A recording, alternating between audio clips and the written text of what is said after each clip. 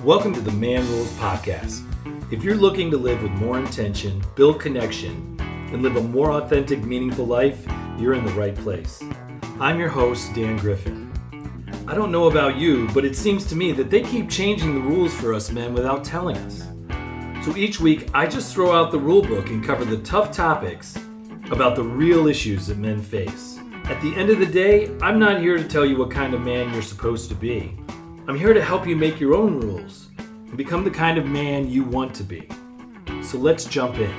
All right, so here we are on the Man Rules Podcast, and I am here in the studio, home studio, in person with my good friend, Dr. Alan Berger, who I've known for some time and who has really done some amazing work and has had his own, not only professional work looking at men and men's experiences in lots of different ways, but also very personal work.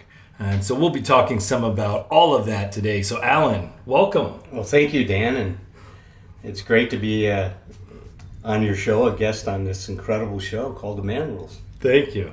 Yeah, this is fun. Let's talk a little. So you and I first met, and we happened to start this conversation. I told you what I did, and I was looking at men and men in the 21st century, in particular around addiction and mental health. And then you had that similar interest, but your interest went back quite a ways. And maybe one of the launching points for you, you want to share a little bit with our listeners. We can go into this a little bit because it's becoming quite popular, these men's retreats that are out there, and they're all over the board as far as what they focus on, how they're done, and even the level of integrity or even safety of them. Mm-hmm. But you did something quite some time ago. Yeah. Let me tell you what led up to that and my interest. So I ended up coming back from Vietnam in 1971. I grew up in Chicago, Illinois. Lost my father at a very early age, 11 years old. That was a very significant event in my life and really changed me in many ways. So through those real important years when I wish a dad was around to give me some guidance in high school and to address all those things, he wasn't there. And I turned to alcohol to soothe a lot of that pain, and very quickly I became a teenage alcoholic. I was having blackouts, I was in big trouble, dropped out of high school, literally attended no high school even though I finished a freshman year.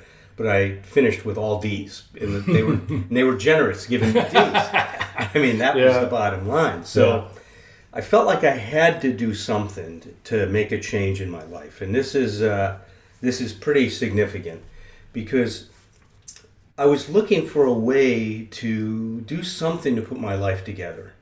And my dad had served in World War II. He was a Bronze Star recipient. And I always looked up to him in so many ways. I mean, he was a man's man.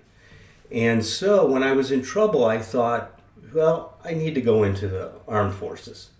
And I thought the Marine Corps, right? The Marines. The few, the proud. Yeah, the Marines, if anybody, right? Kind of, and you know what do they say? We don't take applications, we only take commitments. I mean, that's one of the slogans. Right. So I thought that was going to be a solution to all my dilemma, because if I could become a man, I'd be okay. And I never felt like a man. Mm-hmm. I felt inadequate, I felt insecure, I felt a lot of things that seemed to be the opposite of what I was supposed to be feeling. So when I went into the Marine Corps, I got through boot camp, and I had the same experience at the end of boot camp. I finished boot camp, but I felt like a fraud. I felt like I shouldn't be getting this globe and anchor. They're putting it on my chest, but I didn't feel like a Marine. Wow. Like I didn't feel like a man. How many men, if you had to guess, were sitting in a similar spot? Well, looking back, I'd imagine probably 80% of us standing in line were at least like. There are a few guys that I think that knew they were Marines, right? They were clear. They were clear. They were Marines before they got to the Marine Corps. Let me put it this way, right? They were Marines before they got there, but a lot of us, and I know that was, but we never talked about that, right? That was part of my man rules was, right, and the Marines, and especially in the Marines, man, you don't share your feelings, you don't talk about your feelings, you keep them to yourself. That's your business, and you need to take care of them. So I went into the Marine Corps with an alcohol problem. My alcoholism was right there after boot camp. We didn't drink at boot camp, so that's how I detoxed. But right afterwards, we go to Advanced Infantry Training Regiment. Every Marine is first a rifleman. So we were trained as riflemen, and then you go on. But then you start getting liberties, we're granted liberties. Mm-hmm. It was a privilege. And what I found was I was doing the same thing. I was going out, getting drunk, and blacking out. Mm-hmm. I was a blackout drinker. This is before Vietnam. This is before Vietnam. Mm-hmm. So now I'm saying a bunch of my buddies were serving over there, and I knew there was a controversy. So as soon as an opportunity came up, I volunteered to go to Vietnam. Mm. So in 1970, I was 18 years old. I was in Vietnam. Mm. I was in Da Nang, and I was assigned to a unit just on the perimeter of Da Nang, kind of setting up the southern approach to the city. That's where we were to put a defensive line. And then later I was moved to a Hill 55, about 15 kilometers south of Da Nang. Wow. So when I was there, everybody's getting high. Marijuana is ubiquitous. It's, we're using it all the time. We're still drinking, but the beer over there was at 3.2 beer, and you had to drink a lot of it to get any effect. So the drugs were a lot better, and they were quite easy to get a hold of. So were you seeing a lot of heroin and opium? There was heroin. I got into heroin a few times, but heroin in combat just was not a good idea. Doesn't sound like it. No, your senses are too dull. Absolutely. You're too dull, man. Even in marijuana, but still with that, if I could feel that we could turn it on. Yeah. I mean, if we had to come out of that, but you weren't coming out of heroin. Yeah. Heroin overrode the fight or flight response, right? And the concentration of THC back then was not the same as it is today. That's exactly right. Yeah. That's a good analogy. As opposed to grain alcohol now. So when I came back from Vietnam in 1971, now not only am I alcoholic, but I've got a full-blown drug problem, or drugs other than alcohol. Yeah, alcohol is obviously a drug, but that's the way that I thought of it. So I ended up getting some help in the Marine Corps, and that changed my whole journey in life, right? I was put into a treatment program. Voluntarily? Or? No, I got busted on my way back to Hawaii. It was my last duty station. I got busted with some drugs, and I knew that meant I was going to the brig. So what happened is the cops at LAX said to me, look, I just came back from Vietnam. I'm going to report you to commanding officer. We're not going to throw you in jail. So I thought that meant I'm going to the brig. Well, I would have rather gone to a civilian jail than go to a Marine Corps brig. No, thank you. Yeah. So I decided to turn myself in under the guise that I need help. But I was just trying to manipulate the system. I thought if I say I need help, then they'll just discharge me. I'll go back home and put Jimi Hendrix on and the Doors on and start the party again, right? That's where things were at. Yeah. But what happened is when I turned myself in, there was a treatment program. They just started 3 days before I turned myself in. 3 days. 3 days? I knew it was new, but I didn't 3 days realize old. 3 days. I was the third Marine admitted on the third day that the program existed. Gosh. And it exempted us from prosecution under the Code of Military Justice. We had to disclose all our drug use, put it in writing. I still have that application to the program. I found it the other day. No kidding. And I lied. I wasn't honest. About your use? Even if I was getting exempted. I was getting exempted. I wasn't being straight. Oh my God, what a manipulation. So, but that started me. 19. You're now 19? I'm 19 years old. Okay. That started this journey of self-examination, self-improvement, and to really start to look at what were the forces operating in my life. The way I like to say it, Dan, it's for the first time in my life, I've got interested in myself in a different way. And this is an important thing. Many people, I'm a clinical psychologist, and many clients that sit before me have lost an interest in themselves. They're no longer curious about what's happening in their life. They're just kind of robotically They've accepted, they're through. Automatons. They've desensitized themselves. But if you ask them about themselves, they could tell you everything about themselves. Yeah, they could describe they're not curious about what's going on here. How come I'm reacting to this? Yeah. You know, what's going on? What are the forces operating in my life? And you and I talk a lot about the invisible forces in our life are very powerful. We're standing in this room, there's plenty of oxygen. Yeah. If somebody shut us in here and all of a sudden sealed everything and removed the oxygen, few minutes, you and I would sound pretty crazy. We'd be pounding on the walls trying to get out of here. Right. So there's these invisible forces all around us operating all the time. And there were many of those in my life that I didn't pay attention to. My addiction was one. Yeah. That was propelling me in a certain direction. But what you're talking about are the man rules and how they shape our lives as men. Well, I could see very early on after my recovery started, because I was going to all these this is now the 70s, man. This is the beginning of the human potential movement.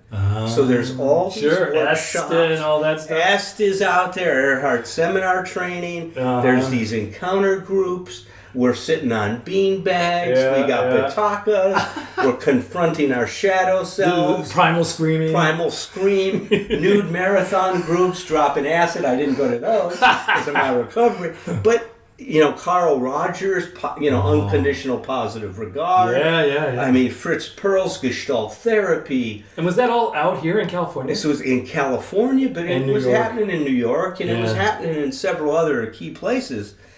But it was an incredible, in Hawaii, it was happening big time. And that's where I was at this time. And there was this one guy opened up this facility called The Place.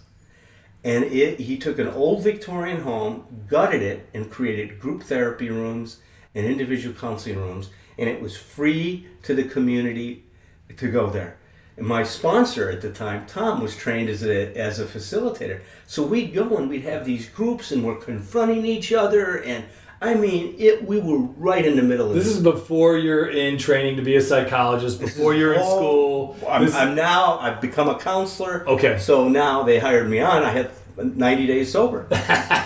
So, right, we didn't have good old days. Right, the 90 good old days. days. Right. Now it's what? A year requirement at least, or two. At least. Some programs now too. So anyway, part of this work was now people like Warren Farrell. Oh, sure. Herb Goldberg. They're starting to write about Hazards of being a male. They're starting to write about the man rules. They're starting to discuss them. Right. And because women were speaking up and women were saying, like, the feminist movement, they were looking at the women rules. Right. That's what they were doing. They were challenging. Men started saying, well, wait a second. Now, Herb said, my God, well, you may think we're treating you as sex objects. We're success objects. And we're as trapped in our roles as you guys are trapped in your roles. Right. And let's talk about how we can start to break out of that. Yeah. Well, that appealed to me in a very deep way because I could see that the real problem I had was freedom. I didn't have any personal freedom. I was trapped inside a lot of things, right? I was trapped inside a lot of different issues in my life. And how present do you think you were at that point? How present were you to this idea of being a man? I mean, was that kind of on the surface for you, or do you think that was more kind of lurking in the background, kind of? It was always lurking in the background, but it was now being pushed foreground.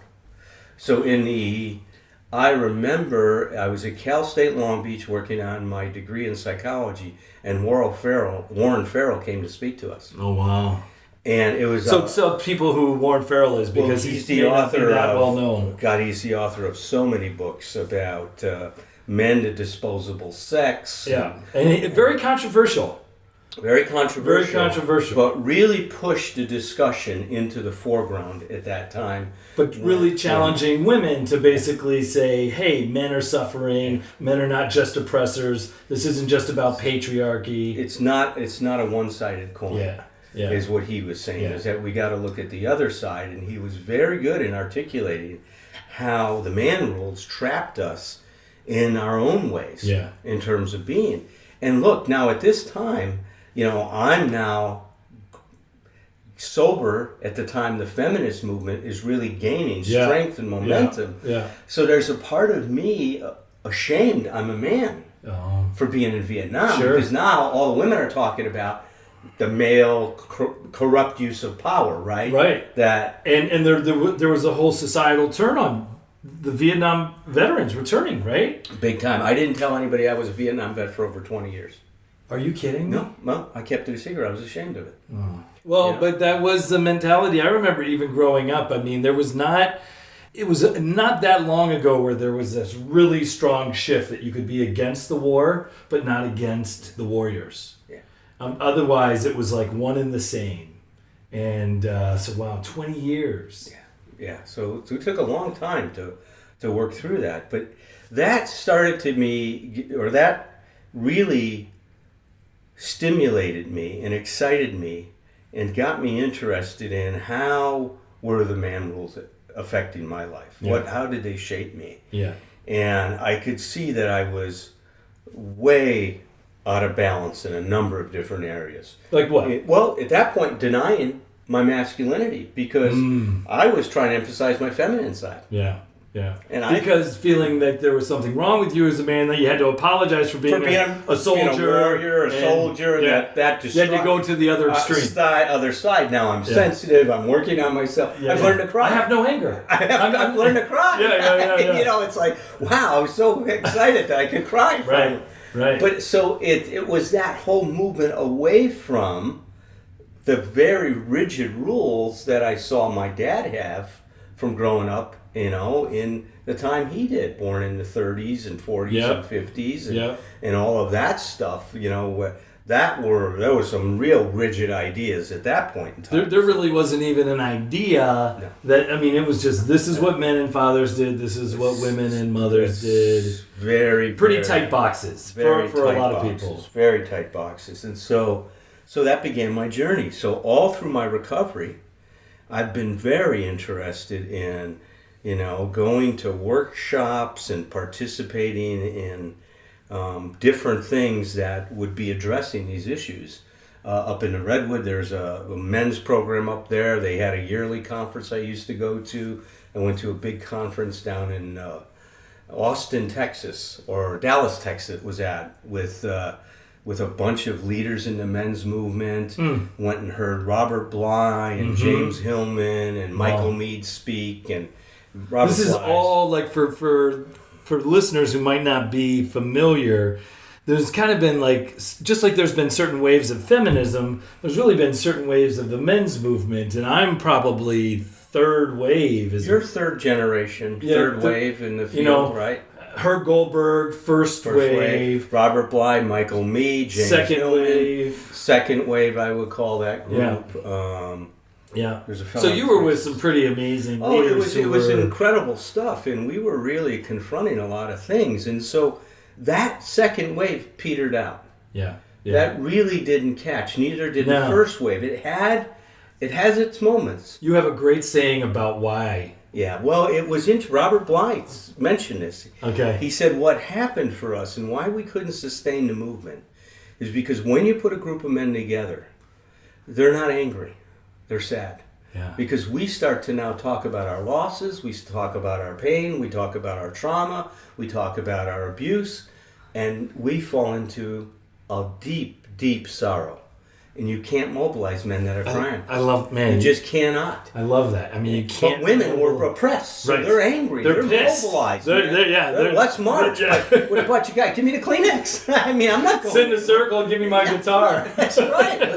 Let's sing a song. So it just couldn't sustain itself. And if that somehow went to anger, it probably would be in the wrong direction. It probably wouldn't serve the greater good. It would probably reinforce some of the man rule stuff that we're actually trying to break out of. And that was also one of the conflicts in the second wave.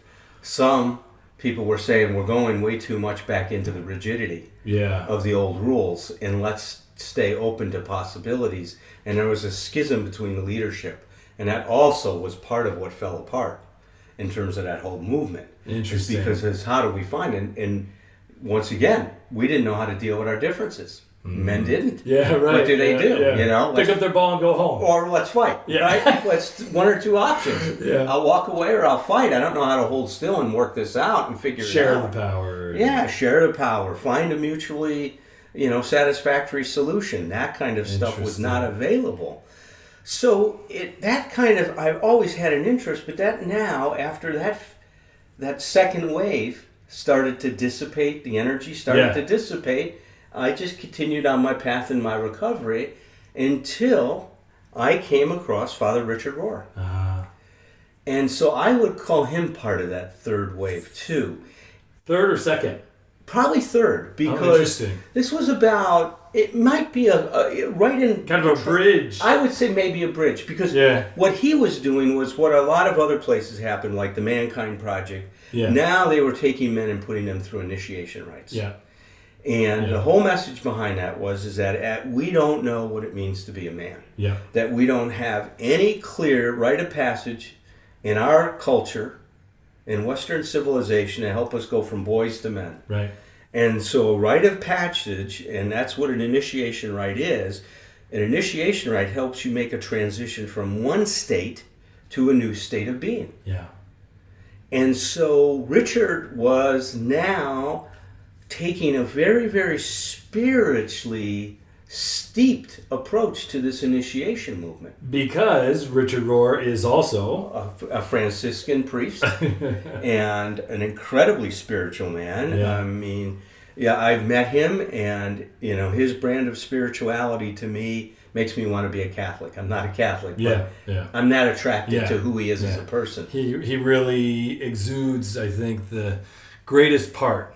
That's right. Of what Catholicism could That's be. Right. That's right. The spiritual part of what. With the ritual and the structure. Unbelievable. And that's also what he brought into his connection. initiation stuff very well.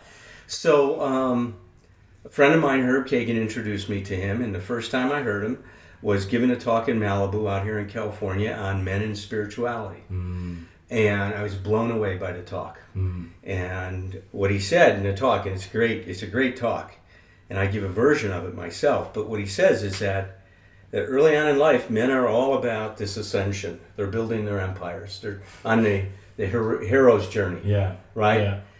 Now, some men get off that because they believe they're not going to happen, and they become angry young men. These are the men that join the groups, or gangs, I should say. They join gangs. That becomes their power base, is to be destructive and to take that kind of power. But the other men are gaining their power through having and trying to establish their empire. Mm-hmm. And he says that somewhere along that journey, you're going to hit a crisis of your personal limitation. Mm. And he says, a hero's journey is not about your personal limitation. It's about no limitation. Mm. It's about reaching for whatever you can be, right? It's that kind of thing. Whatever you set your mind to, you can be. Mm-hmm. It's that Tony Robbins message, right? That kind of a success-driven message. Yeah. He says, but at some point in life, something happens. We have a heart attack, we get cancer, we get divorced, we lose the job, the stock market crashes, whatever it is, and it's your wake-up call. And he says, and once you hit that wake-up call, you got 3 paths you can go. He says, some men take the path, he calls it becoming the old fool. Mm-hmm. And it's like the Peter Pan, I don't want to grow up path. Mm-hmm, mm-hmm. You, Hefner, may be an example of that today, right? Maybe somebody else that... that's maybe somebody else that... You're right, same thing. Who shall go unnamed. That's right, contemporary, right? So that path, that man's not interested. He doesn't answer the call. He keeps doing what he's doing and keeps going the way he's It's all about self. It's all about self, all about continued power, denial of where you're at in your life, not wanting to be old, that kind of stuff. Trying to capture your youth in every way you can. Countless plastic surgeries, things like that. The other path, he says, is that some men become just the bitter old fools. And these are men who have had a divorce or have lost a job, and they become bitter and angry. They feel betrayed by life. Mm. And they this Ebenezer Scrooge is the icon of that particular thing. Mm. And he says those men live a tragic life. They grow old and they're very alone. They get isolated. Mm. People don't want to be around them. Their energy is so negative and it just toxic. Nobody wants to get close. And he says that the road less traveled is the third path, and he says that's becoming the wise old fool. And as he was doing this, he says, pay attention. You don't get away from becoming old, and you don't avoid being a fool. Yeah. It's just a question of whether you're going to add wise to that. Mm. And the journey down... So there's more consciousness. That's what happens with this journey down. You deconstruct this false self that's so driven by the man rules, and now you discover real possibilities for your being, for your existence, and that are way beyond what you ever imagined. So when I heard this message, I'm like, wow, this guy's got something. I want more of this. Yeah. So when is this? Around what year? 90? 95? No, more. So maybe mid-90s. Okay. So Richards at that point is going all over the world and doing male initiation weekends. Okay. They're which at that time were fairly popular, right? Because you got the Mankind Project is taking off. You've got other groups. There's this guy fellow down in that does a thing with Father and Sons down in Texas. I can't remember his name, but he was part of that. And they were popping up, a lot of them, right? Yeah. And so here in California, there's another one, Sterling Men's Group or something like that. Yeah. Does a variation on that. So I wanted to go. And he happened to be doing one down in Julian, California. And I went on with my friend. And we get a letter ahead of time that says, we want you to bring 3 T-shirts down. Oh, I remember, yeah. You're going to bring 2 white T-shirts and a black T-shirt with nothing on it. Just good old Hanes T-shirts, right? Yeah. Or Fruit of the Loom, whatever it is. If you like Michael Jordan, then it's Fruit of the Loom. And then, so then we come with our T-shirts. And the first night, we're supposed to wear our white T-shirt, bring our black one with us. And he gives this amazing talk on the false self and what he called the imperial self. Now, at this point, you are already a Gestalt psychologist. I'm now 95. Let's say it was 95, so I'm 24 years into my career. Wow. PhD already. PhD already at that point in time. Working with people. Done established practice. And so I go to this weekend because I always felt like part of being the best therapist I can be is being the best person I can be. I don't see a difference in the two. Yeah. So I go to this weekend and it's phenomenal. It's beyond what I could imagine. We carry our T-shirts in. He gives his talk about the imperial self, the part that wants power, that wants to have. And he starts to talk about how our society is so driven by having and stuff like that, and how men define themselves by having and what they're doing, their titles and things like that. And as he gets to a crescendo, he says, in order to grow up, you've got to let go of that false self. And at that point in time, 2 monks were carrying this mirror in front of everybody. And this is the beauty of his using How many guys? About 180. Okay. 180 guys in this room. Anywhere ages from mid-20s to late 70s. Wow. Unbelievable. In fact, one of the guys there was the co-pilot on the Enola Gray that dropped the atomic bomb. Yeah. He was there with his sons who were priests and big Irish family and stuff like that. Wow. And so what a trip to go through this with your dad, too. And your dad going through this. Right. So these monks are carrying this mirror and they're collecting our false selves or the imperial selves. And when Richard's building up his crescendo about shattering this, these monks, after they complete the circle, put this mirror in the middle. And one of them throws a bucket of red paint on it and the other one picks up a sledgehammer and smashes the mirror. Whoa. And at that point in time, we're told to rip off our white shirts. Oh my gosh. It was so cool. I love that stuff. The symbolism and the drama. Unbelievable. Here you got 175 guys tearing their shirts off. The mirror shattered, red paint flying everywhere. And this was to symbolize that we got to let go of this. Yeah.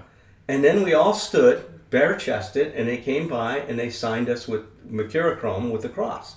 Now, in a real initiation rite, they would have wounded us. They would have cut us in some way, and we'll talk about what that meant later on. But now we're given this sign, and then we put on our black T-shirts because now we're going to wear the black for the next day to grieve the loss of the self, of that false self. Mm. And we had to go find a place, draw a 10-foot circle, sit by ourselves and write about what we were giving up. Wow. What the loss would be. That's deep. How long were you in that circle? 3 hours we had to sit by That's ourselves. Cool. I had not spent That's 3 deep. hours with myself in probably 20 some years. I mean, think about it. Because you were already on that path. Even though you were being of service and helping other people, that was your identity. In some ways, right? That's right. There's always that contradiction, I think, sometimes for people, especially who are in the helping profession, Right where on. it's like you've got one persona that's being of service, and then you got that other one that may or may not be on its own journey. So that was a heavy 3 hours, man. Wow. And then it got heavier, because that night we came back in a large group, and we all sat, and he put all of these different instruments, objects in the middle, and each man was allowed to express his grief in whatever way he wanted to about his false self. Some men beating a bataka, being angry, some men crying, some men weeping. It was amazing as he's playing this requiem that somebody wrote about the Holocaust. I mean, that's the heavy atmosphere that we were in that night. It was unbelievable, the experience he created. The next day, then, we came and talked more about what it might be to be what he was calling an integrated man, to be a real man, and to be a man who can balance power with sensitivity, and he had all these brilliant insights into it. And then at some point, we took off the black T-shirt and put on the white one. New self. And now we're dealing with our new self and trying to learn what that means. And it was all about now getting illuminated in terms of what are the possibilities. And it was a life-changing event for me. Wow. Life-changing event. It just was so informative for me. So, I mean, it sounds so powerful. And I can hear some people, including myself, there's, these initiation rites, these weekends have been lampooned. They've been mocked. A couple questions about it. One, what would you say to those people who are listening and just kind of being like, that just sounds goofy? It is goofy. It is. I love it. So it can be goofy too. You know, can we be goofy and be all right? I think the danger becomes when any of these movements now starts to take one side of the issue and treats there's a warrior movement, so to speak, for men. Yeah. And they emphasize that side. Or if it got too heavy. What I loved about Richard was the balance he brought to it. Yeah. And see, that's what I'm attracted It wasn't, because this is something I really try to do with that concept of conscious masculinity. Yeah. It's not prescribing any sort of masculinity. It's more just saying kind of, where do you feel called and how do you feel called? And it's not valorizing one type over another. No, it's saying that look at the rules. They're not bad rules. Right. The rules are just rules. Yeah. It's sometimes our application of them, it's the rigidity, and whether we accept them without really digesting them. Right. With no choice or awareness. Yeah. See, in Gestalt therapy, there's a concept we have called introjection, and that's where you take on an idea. I love that. You take on an idea, you just swallow it whole. Yeah. And as kids, we do that. I want to please my dad. My dad suffered in silence through his cancer. Guess what? When he died, what did I do? Suffer in silence. Of course. That's I didn't have an option. Yeah. That's what it meant to be a man to me, and I was going to be the little man of the house now at 11. Great, right? Wonderful job. But that's the role we put a lot of kids in. I mean, how many kids have you heard where the parent died, the father died, and the mom or somebody else looks at him and says, "You're the man of the house now." That's what happened to me. Yeah. That's what happened to me, and I couldn't do it. That's a big role to fill. It's a big, big shoes to fill when you're 11 years old. Impossible. Yeah. So that's it, is what we do in Gestalt therapy, just ask people to take a look at these introjects and chew them up. You see, it's interesting. If you think about how our digestive system works, that is a model for healthy psychological functioning. Is you take something into your body that's not you. Yeah. And you chew it up. And your body goes through a process of taking what you need from it. Yeah. The nutrients. And doing what? Eliminating what you don't. The waste. And then when you take in what you need, it's no longer foreign. It's you. Yeah, it's literally absorbed into your being. It now becomes, you cannot find evidence of that because it now becomes so assimilated into you, it's you. Oh, I love so you that. take what's not you and it becomes you. I love that. But that's only through starting with chewing it up. Put it in your mouth and breaking it down in so that the rest of the body can work with it. Right? If you just swallowed an egg whole, you're not gonna, with the shell on it, it's not gonna be digested. You're not gonna be able to take from it what you need. And that's what these introjections are like. like swallowing a walnut whole without Right. the shell off of it. And then you go one step further to what you're saying, and you go to that kind of Buddhist practice of mindful eating, where you can chew for 100 Yeah. times of just being mindful Yeah. about that. Yeah. So like the consciousness can continue to grow, but the idea is we're so young when we learn about gender. We're so young when we learn the man roles, the woman roles, that we have introjected them. We have taken a huge egg. That's right. And swallowed it whole. We have. In fact, somebody's pushed it down our throat. That's right. So Push it down our throats, and we gladly choking on accepted it. that. And many guys of us do. I did. I Yeah. choked on Yeah. the ideas I had. Yeah. They didn't work for me because the proof was in how I was living my life. Yeah. I needed alcohol and drugs to be okay. I couldn't find a way to be okay without that. Well, So- and this. So there's so many other aspects that I want to talk about. So, but I'm also going to be mindful of our time. So the first is, you've been doing this work a long time, and you know what it takes for a human being to change. Right. So you do these weekends, and one of the criticisms of these weekends is you have this amazing breakthroughs, and then people go home, and Right. that old self is just Right. back like that. How do you, because I think these days there's a lot of emphasis, and maybe it's not new, but there's a lot of emphasis in the breakthrough.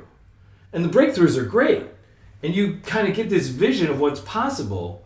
But what does it take to do real change in this? Yeah. So yes, you're raising a great point, because insight is a powerful experience. It can Yeah. happen like this. Yes. Maybe with what we're sharing now, somebody's listening to it's going to say, "Wow, I can see how fits for me." Yeah.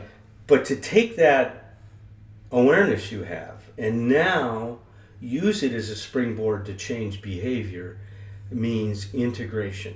Yeah. Is trying on new behavior and seeing what happens in your life as you try that on.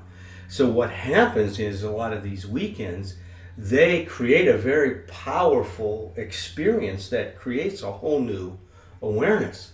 But you need to be able to follow that up with a persistent effort of now digesting this experience, taking from it what grows you, paying attention to your experience, experimenting, trying on different things, and that now becomes a lifelong process. We call that phase of change integration. Mm-hmm. Is now taking the knowledge, what you get in your head, and creating a transformation, and that happens through integrating what you're learning about yourself. And I know some of these weekends actually do that, whether it was back then or now. They will basically say, "Hey, you guys, this has been wonderful. Now we want you to stay in touch. Oh, you guys are in this area? You guys meet with that group. Meet with the group That's right. and keep this alive." And Right. maybe here's Mankind some- Project, I think, does exactly. that. I think they actually call them Hoffman. integration groups. Oh, see, that's interesting. I Yeah. didn't know that, but Yeah. that makes sense. Yeah. And that's what we did. With Richard Rohr's stuff, I was invited back. In fact, he trained a group of us to be able to do these weekends, and I was, very privileged to be one of the men wow. he trained to Wow. do these weekends in this way. So, and I've done a couple of these weekends myself. That's awesome. Yeah, so there's so much to talk about this journey for men. What do you think about now? You've been paying attention to this for 40 plus years. You meet me. I'm pretty clear on the fact that I'm not a new. These aren't new ideas that I'm bringing to bear. And there's a huge conversation that's happening in our society today. You're one of the leaders of this third wave of this conversation, which I'm really glad for. That's one of the things I respect about your work, and that I really liked about you from the beginning, how you've really taken that on, and that this is a big part of your purpose in life is to help men look at that today and what it means. And it is a bit different. You and some of the guys that have grown up after me, you guys have a lot more options. Right. There is a whole thing. Now it's almost like you get lost in all these options. Confusion. It's a confusion thing. And that's a different experience. We thought we knew at some point. But now it's like, wow, how do I find myself with all these possibilities? Yeah. Yeah, so now the issue is there's a lot of men are finding themselves quite confused. What path do I go? How do I find myself in today's? So in many ways, the underlying issue is the same, right? Yeah. How do we discover, our true true self. essence? True self, I've changed it now. Instead of saying true self, I say true essence. Because the self gives people an idea that I'm going to be this one thing. And really our true essence is that we can be many things. That we have so much possibilities. And our true essence is to experience life in this full way, to be a fully functioning person. So I've kind of moved away from true self to true essence because I think it keeps the possibilities available. Very cool. You know what Very I mean? cool. It's kind of a new thought that I've been having recently in my discussion of this stuff. But what I love is that you're one of the major voices in this third wave that's happening at this point in time. And it's exciting because you bring with it a lot of your background as a sociologist, which is fantastic, and your observations of men, your own personal experience. Yes. That's a big difference from the second wave and the first wave. Some people were sharing, but you're really a part of that movement where talking about our feelings and our experiences is much more a possibility. Much more introspection, much more of a sense of the Yes. inner life, what I call the Oprahfication of our society. Yeah. We were well into that. And you said something to me. I want to talk about the book we're working on. Oh, yeah, that's exciting. But you said something to me while we were working on that book that was so profound. I mean, there are still to this day, right? There are the guys who grow up and they are like the man rules man. Right. They're the guy. They're the champ, the quarterback. Yeah. They're the guy with this. They're the guy with that. Whatever. Then there's the guys who are like, I don't want to be that guy. Right. And then there's lots of different ways that they show up. But for our listeners, as I share more and more of my story, a huge part of my story was this whole thing of not growing, being medically treated to grow, and having just a high school experience that was so contradictory to what I had had up to that point. Feeling so weak, feeling so unmanly, I couldn't talk to girls, I felt just completely lost. So you and I are working on our book. Right. And I write something. Yes, I remember that. And I want you to talk about that because it really does reinforce how the nuances around this whole conversation. So basically, I was still holding this idea of what? Well, it's that as soon as you became who you thought you should, then you started to feel better about yourself. Yeah. But that was the thing, right? The growth hormones, that you're a very handsome, good-looking guy today. You're 6 foot tall. You're all these somewhat ideals. The masculine stuff that I thought that you needed, and then you got there and you started feeling much better. Yeah. But then right there, you're that fish in the water. Right. And I'm reinforcing the idea that for the guys that have that's they don't have the same level of suffering, or they don't have the same level of confusion or being lost.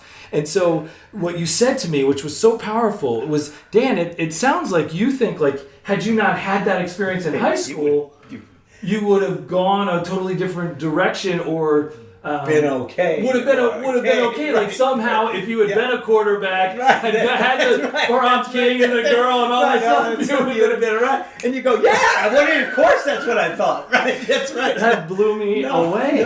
No, because we're so caught in our story. Yeah. But see, I know you, and I know that you're much more than that. Yeah. Right? Yeah. But I still had it. You had it. No, you're right. I still had that idea. I romanticized that idea. If I had been that guy. And listen, that's one of the chapters I'm working on now. That in our book is about this idea that I am more the more I have, and define it as looks, as success, as athletic prowess, as Lamborghini, Maserati, whatever big it red is. truck. And that is such a painful thing for so many men. That we don't even see. Yeah. That we don't even see. I mean, we even have watched people in our area, it's all about personal growth and trust and transparency and vulnerability, have been consumed by the need to be and have, that the message gets really twisted. So nobody's immune to it. And in Nobody's fact, that shadow side might be even more powerful for those of us who are trying to spread a more thoughtful and inspired message. No, let me give us a plug for that, because we've got a CD that we did that's on iTunes. Yes. Well, I want to talk about the book. In the book, too. Let's share a little bit about our book, right? So it's called What Men Would Tell You If They Weren't Too Busy Watching TV. Why are we doing this book? What's that about? Well, first of all, it grew out of my interest, and I think this is similar for you, in that if we can help people, and meaning both men and women, understand some of what we're struggling with, that we can create a more compassionate dialogue. Yeah.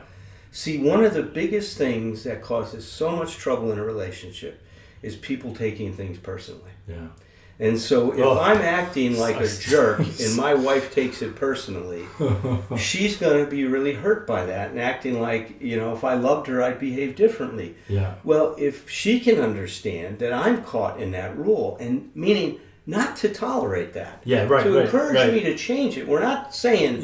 put up with unacceptable behavior, abusive behavior. And we've been very careful to try to walk that line. Yeah. But we are saying that if you understand it, you won't take it personally. Yeah. And now the conversation between you and your partner can look very different.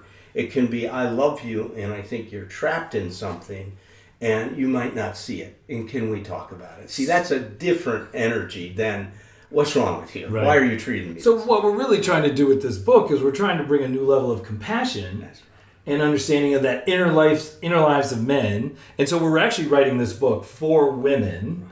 And it's so that they can really explore and understand some of the key man rules and then literally reflect on them with their partner and think about what's the vision, what do they want for that particular man rule. So if one of the man rules is, real men don't cry, then what we do is we unpack that in a chapter, and then we invite the partner to sit down and talk about it and explore it. I'm going to admit something to you. So secretly, another reason I have for writing this book is I'm trying to balance out the number of books women have given men to change. Oh my gosh. And I want men to now buy this book and give it to their women.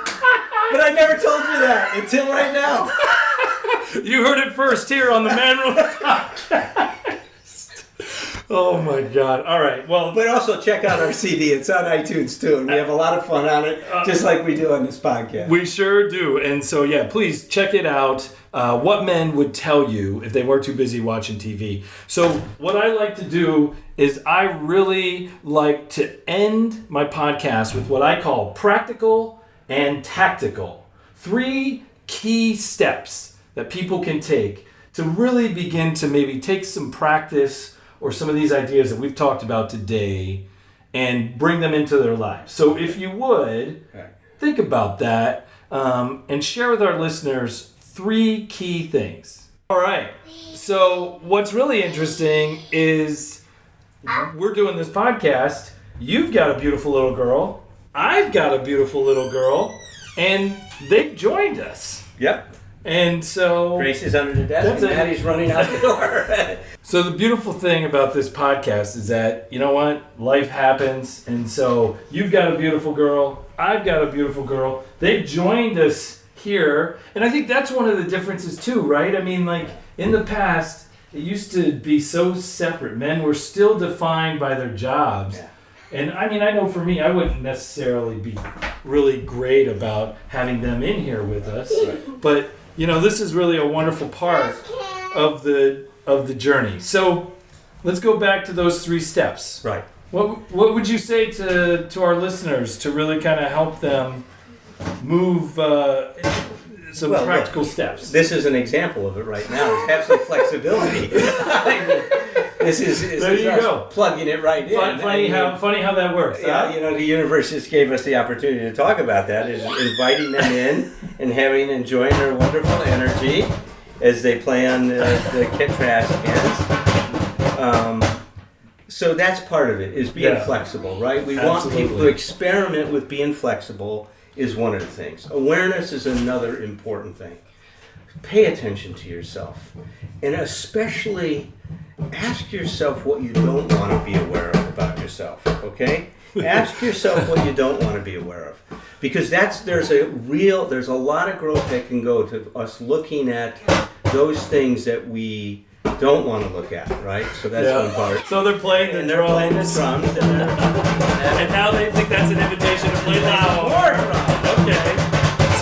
And to enjoy their spirits. I mean, their spirits are wonderful. They're beautiful. In some ways, what we should be doing is turning this off and playing drums with them. That's what we'll do in 1 minute. All right. So we have flexibility And awareness. and awareness. And what's the third one? Third thing, experiment. Try on new things. Don't get into the results. Pay attention to what you learn from trying the experiment. If things have to be your way, experiment with things not being your way and see what that feels like. So just take little steps. Just take steps towards trying the other side. I say just think of the opposite. Do the opposite for a while. See what that's like. Because what I want men to do is to loosen up and to be able to, as we struggle doing this right now. Both of us want to control this. We want to control him. One sec. Wait, Daddy. Just one sec. Stop. When you do this, we do it, and then when you do, stop. Okay? Okay. All right. So, Alan, this has been absolutely wonderful. Thank you for joining me on my first podcast. That's fantastic. I couldn't think of a better person to have with my. Let's go drum! Thanks for joining us for another episode of the Man Rules Podcast, where we don't let the rules rule us. If you have ideas for guests, topics, or even want to be a guest, send us an email at ideas@themanrules.com and check out our website and everything we're up to at themanrules.com. The only question we have to ask is what kind of man you want to be and what's keeping you from being that man.